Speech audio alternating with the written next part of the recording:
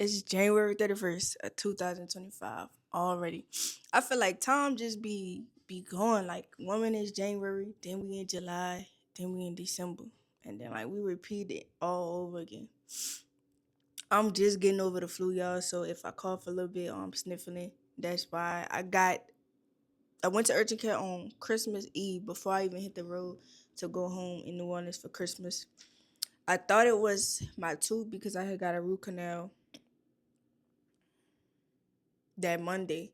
So the Monday before Christmas, I got a root canal. So I'm thinking, I woke up with a fever. I'm like, okay, maybe it's infected. So I go to the urgent care, wait about an hour, and then they tell me I got the flu. So I've been dealing with the flu for exactly a week, at least symptom wise. Um, but I'm better now. Christmas was horrible, absolutely horrible. I spent my whole time at home when I was supposed to be enjoying it with my family and friends, but instead I didn't feel good, so I was cooped up in the bed, just sleeping, eating, taking medicine, and repeating. But y'all, I just want to take this time to make a video, just like a recap of my 2025. Like I feel like there's so much we could do in these 12 months, whether it's career wise, life wise, goal wise, health wise. There's so many things you could do within a year time span. And I just want to kind of just take the time to reflect on my recap, my 2025 recap, things I've did great in, things I've not done so great in, things I could have worked on, and just some accomplishments that I'm proud of myself for actually accomplishing this month. So y'all know I have made my 2 year mark within cybersecurity. I started in October 2023. It's December of 2025. So I've been in cyber now for 2 years. And honestly, it's been so rewarding like to see my growth. Excuse me, to see my growth, but also to see like how far and how much more I have to go. I still kind of feel like I'm a beginner, just trying to get in, still trying to get in, and I low key still am. I'm early still in my career, um, but on the bright side, being on a team that's so small, it allows me diversity. It allows me to have experience in multiple different domains. And with doing that, I got the opportunity to actually kind of step into a new role outside of like the typical SOC analyst role. If y'all don't know, I work in the SOC environment. Started off as a SOC analyst, doing the typical stock stuff, alert triaging, incident response, stuff like that. But then if y'all hear construction, I also apologize. They got construction going on outside. Um, but outside of that, just the ability to be able to have the opportunity and trust from my supervisor to take on certain things, take on new roles. So I've been able to step in a GRC kind of role alongside with the SOC analyst role. So a lot of y'all ask me, how am I, a security engineer? And long story short, we got that title just because it was just like we do so many different things. We can't just isolate ourselves in this analyst role because at the end of the day, I still do some engineering work here and there, helping other teammates because we do, we have to automate certain things. We have to create rules, detection rules, and things like that. And that comes with the role of an engineer sometimes. So we still do some of those things, but it's like depending on your interests within the company, you can do so many different things, so many different lanes, so many different avenues. So I am kind of proud of myself for kind of taking on something nobody else wanted to take on, like the GRC space. If you're not familiar with it, it is the least technical in cybersecurity. So there's no technical aspect of it at all. It's all policies, procedures, reviewing documentation. The typically the boring stuff, but in my opinion, I think it is important. I think it's important to kind of at least have some form of experience in it, so you know what to expect from a business perspective, dealing with auditors, dealing with vendors, and things like that. So you're able to know what to look for and how the business should be structured based on certain regulations. Outside of that, just taking on a new role, stepping into a new role. I also picked up a new hobby. Like I've if y'all been following me for a while now, I have kind of got into Wi-Fi hacking, and over Thanksgiving around Black Friday, I actually got me a few Raspberry Pis, which next year I want to kind of get more into war driving. So I want to create me a rig. I just haven't really had the time to sit down and do it and really just know what I'm doing because I really don't know what the hell I'm doing. And that comes with it, being able to recognize you don't know what the hell you're doing, but you still want to do something. So you learn. And that's this whole part of cybersecurity, like being unashamed to say I don't know or I don't know what I'm doing. But that's the beauty of it. You're always learning something in this field. And I think having that humble mindset and just being able to recognize that you don't know everything. You can learn so much, so many different things, go through so many different avenues that is just like, what's next? You know? So Wi Fi hacking is like it's simple in a sense, but it's like it's fun. Like you can do so much in wireless security perspective. So war driving will kind of be on my list for next year. I want to do like war driving vlogs and stuff like that, driving around the city or wherever I'm going. Just picking up picking up SSIDs and just try to figure out what the hell I'm doing. I also got a Laura 32 for Matchtastic. So I'm also going to work on like off grid communication, getting more into that as well. But the biggest thing that I really want to target my 2026 is OSINT, CTFs, and web hacking. I don't know why all those three are kind of like my focus and what I want to get into as far as like what I do in my free time, but it really is like I want to get deep into bug bounty. Like I want to be one of the top bug bounty hunters out there, but that has to start with actually knowing how to do that and what to look for. And again, it's one of those things where I've learned it when I was, a little bit when I was first getting into cybersecurity, but to actually focus on that and learn that and target your attention and learning to that, that's a different ball game. Not for everybody, but that's just what I've been saying I want to do for a while now, at least the last 2 years.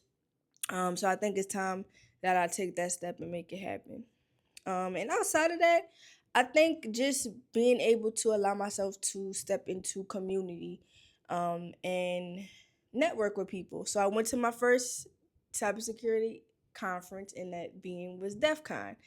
Learned some great information, met some new people, met some nice people.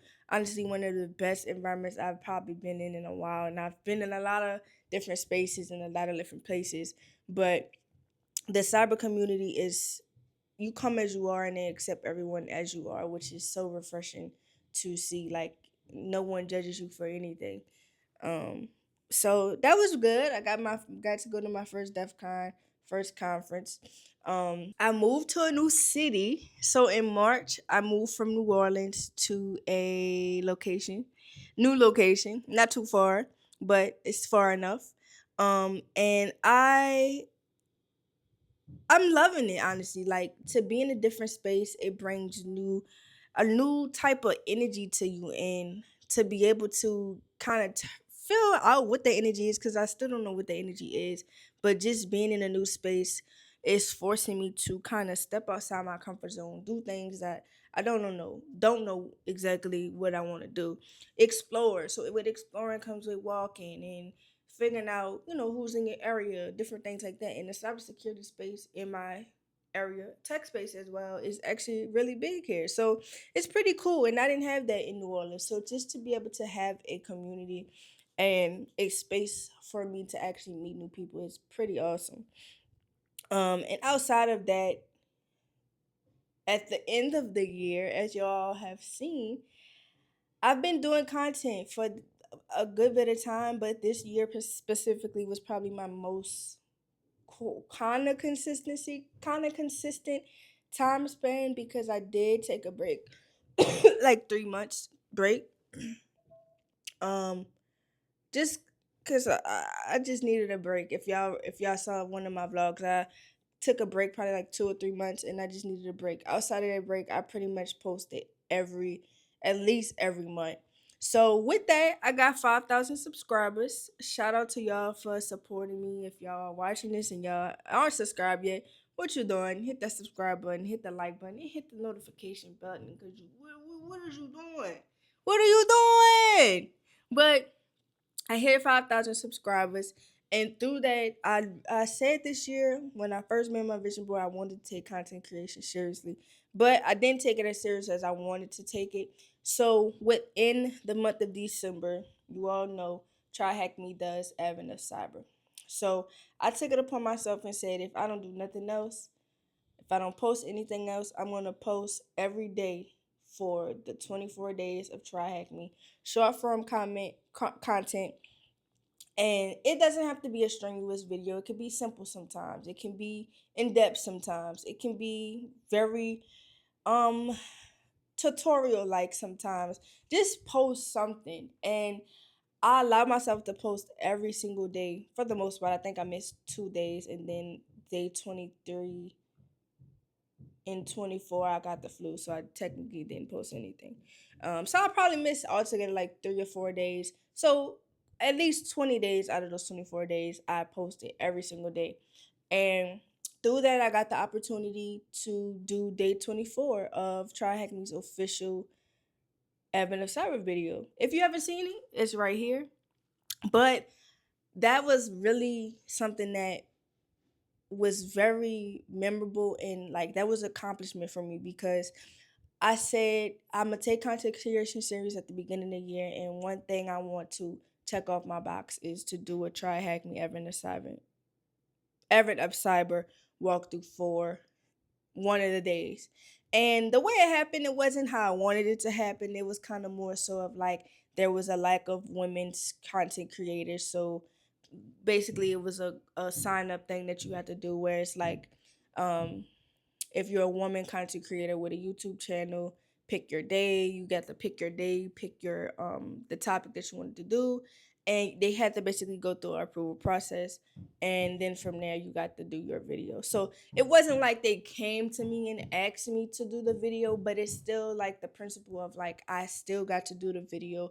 It still was one of their official videos, and I still got posted. So like at the end of the day, sometimes it's not how it's done, it's just that the fact that it is done and you got it done. So that was probably the highlight, one of the highlights of my year.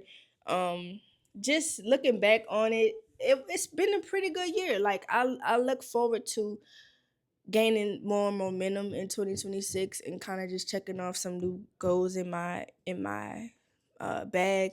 But for 2026, I will say do the unthinkable. Do some things that you feel like you thought you'd never be able to do, and you're able to accomplish those in 2026.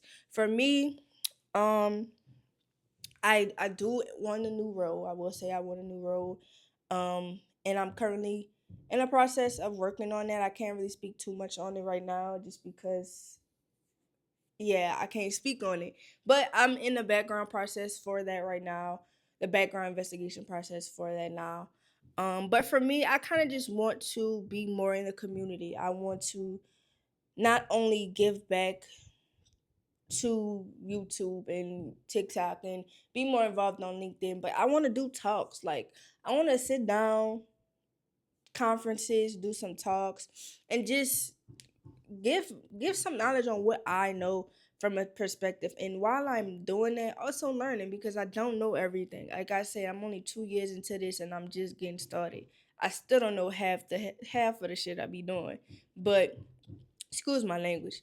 But it's just a simple fact that like it's endless possibilities, y'all. And if you have a plan early, have you a plan early if you want to get into 2026, if you want to go into 2026 and get into cybersecurity, have you a plan, have you a roadmap, and stick to it. And I promise you, with hard work, discipline, and consistency, you're gonna get it done. It may not happen as quickly as you want to. For some it may take 3 months, for some it may take 6, 7, 8 months. For some, it may take 3 months. And for some, it may take 12 months, 10 months. So stick to your work, stick with what you know, trust your process. And if it isn't working, tweak it. And I just think that a lot of us kind of give up too fast on our goals. Just when we're right there at the cusp of getting to where we want to get, we give up.